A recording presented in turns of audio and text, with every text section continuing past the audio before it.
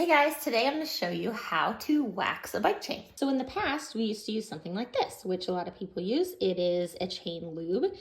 And the way you would apply this is to drip a small little dot on each one of the chain links, and then run your pedals around a couple times and then wipe off the excess with the rag. And it just provides a little bit of lubrication because these are metal, rubbing against metal. Now, the only problem with chain lube is that it gets everything very dirty. So this is oil based. So anytime you're putting oil based on something that you're gonna go out and ride on the road, it's gonna get all of the dirt and grit and those black lines that you get on the side of your leg. And anything where there's grit and dirt is gonna wear out your components faster. So over the past year, we have switched to waxing chains, and I'm going to show you how to do that. Things you will need to wax a chain. We use this Silka chain wax system, and it is awesome because it comes with a stand. It comes with this little chain piece that you're going to use to dip the chain in. Also, in the past, people used to use a crock pot or heat wax over the stove, and you couldn't get the temperature very finely tuned in, but as you can see, I can adjust the temperature just like that. And I've had it on for a little bit. So the wax is currently melting and will be ready soon. We use the Secret Chain Blend Wax from Silka. We also add a speed chip to it, and I've used that a couple times, so that's already in there. Also, you're gonna need, we use this part tool, something to take your chain off your bike. Other things you might need include a mason jar, and if you are using an old chain or a brand new chain, you might need a chain stripper before you apply the wax. So something important to know before you wax a chain is you can start with an old chain that you've used lube on in the past. I would recommend starting with a brand new chain just to start from scratch. Use chain stripper, some inside a mason jar like this. You shake it really vigorously and then let it sit kind of on its side and then shake it again after a couple minutes. Now, if you do have a brand new chain, you still have to strip the chain because it comes with a factory coating on it, which is kind of like an oil coating, and you have to get that off before you put the wax on. You empty it out, you can do it again and then do it with water. So the third time, and then the very last time, he actually likes to put rubbing alcohol a little bit inside and then do it one more time, and that helps to get a little bit of the water droplets off because you want the chain completely dry. So you would take it out, let the chain sit on paper towels, and you would dry it off. And then once it's completely dry and it's clean, it's stripped, then you're ready to move on to the next step in the process. So Silka also has different chips. This is an endurance chip. They have a speed chip. And so, as you can see, they just have different properties. So you would just put this in here. Endurance would make it, the wax last for longer. Speed's gonna make it run a little faster. So you would just put a chip in here with this. Now, what I found is there's not a whole lot of guidance about how much wax to put in. So I have used this wax in the past. And so it's these little pellet guys. And you just pour it in like 3/4 of the way. You just don't want it to be completely full because it's gonna wax and then it'll get all messy. Now we already have, we have a speed chip in there already, and you can use the wax multiple times. You don't have to empty it out every single time. The most important part of waxing your chain is temperature. So currently I'm trying to get it to melt down. So I have it set a little high. I've got it at 95, which is okay. But the thing is, when you put the chain in, you're going to use this little guy, and you're gonna run it through, and then you're gonna drop it inside, and you're gonna let it sit there for a couple minutes. Now, you wanna lower the temperature. The most important part is when you pull the chain out, it has to be at the appropriate temperature, which is, for this wax, 75. So once it gets completely melted, I'm gonna lower the temperature to 75. I'm gonna drop my chain in, and then I'm gonna wiggle it around to get like little bubbles out. You wanna get all the wax in those little areas, and then you're gonna shake it and agitate it, leave it for a couple minutes, come back and shake it and agitate it a couple more minutes, and then temperature is gonna be 75. You're gonna pull it out and let it hang on this so it can dry.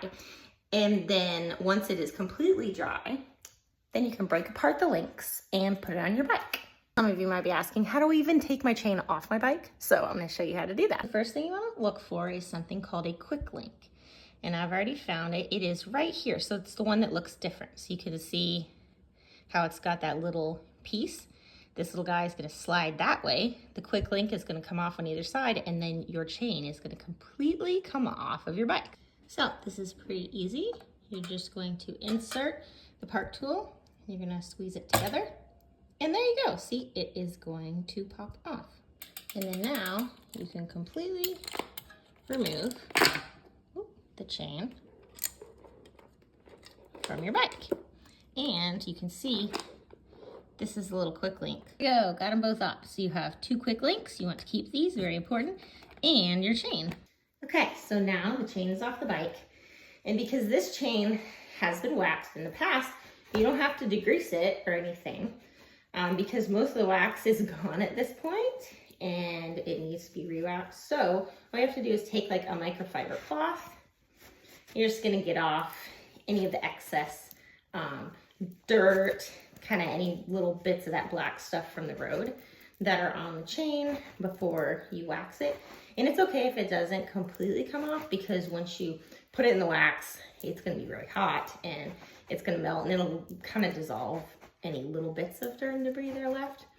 Well, we're gonna wax this. Very important that you do not wax the quick links. And that's mostly because once you use this tool to put the chain back on your bike, that will make these a little bit hard to deal with, and you can damage your chain trying to get them on. And so it does not matter if these are waxed. So don't wax them, just set them somewhere off to the side. I thought I would explain why we're waxing the chain in the first place. So the reason that we switched from traditional lube to wax chains about a year ago is upon recommendation from our coach, Bike Guy. So like I said before, lube is oil-based, and so what's gonna happen is any of the dirt and debris that's on the road is gonna get stuck in the oil, and then you know it's dirty, and then after you ride, like when it rains, you hear that sand, and you hear that like just that sound. That grit is all on your components. And it doesn't matter how clean you keep your bike, you are likely not completely like washing your chain and stripping everything off and putting lube on every single time you ride. So over time, that grit is gonna wear down your components, which are expensive. Also, so wax does not do that. Once you put wax on, it's kind of set it and forget it until you need to wax it again. Waxing is faster. That's why you will see all pro cycling teams, pro triathletes have wax chains. Really, the longest part is waiting for the wax to melt, which you can do like, you know, while you're working or making dinner or something. And then dropping it in and waiting is kind of the short part. So, okay, so I wiped off the chain. Now I need to figure out how to get this inside of that pot, thankfully. This comes with a little decoupler, and so it screws like that, and then you're just gonna dip it in.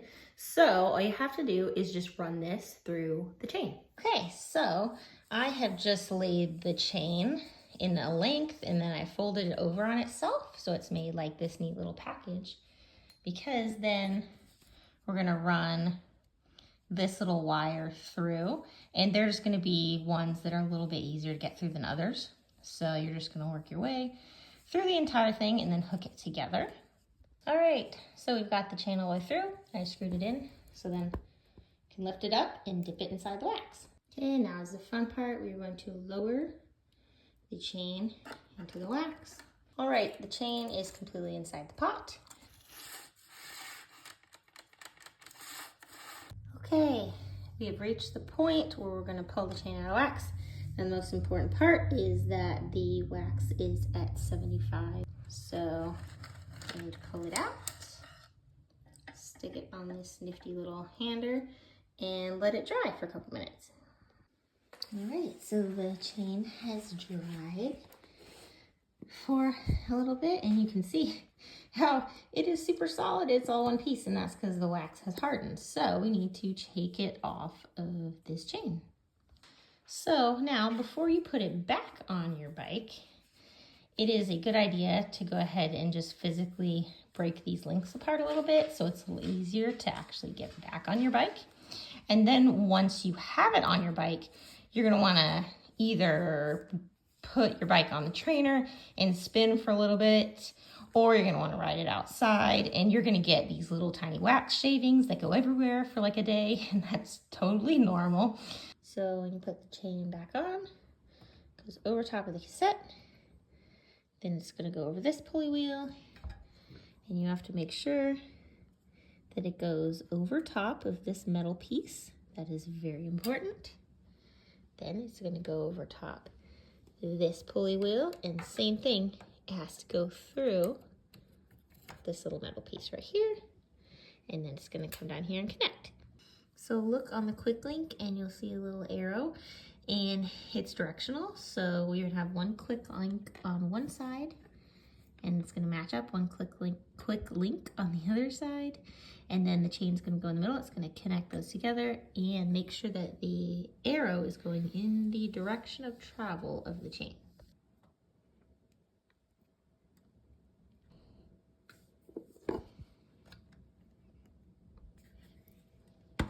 And there we go.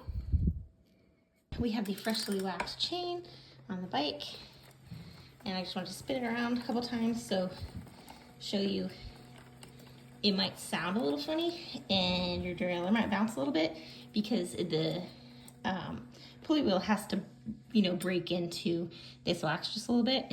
This is the day after I waxed chains, and I just wanted to show you what it looks like. So you're gonna get all these little wax shavings because a little bit has to come off in between the links, and then it's gonna be super smooth, and this will all stop, but we always put a towel underneath both of the bikes so it doesn't make a mess.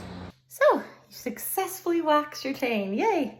It's really not that long. It takes about an hour of a process, but we found that it's just cleaner, it's faster, and also after you ride a wax chain, it's really hard to go back because it's so smooth. So I hope you guys like this and maybe have a little confidence to maybe try waxing a chain yourself.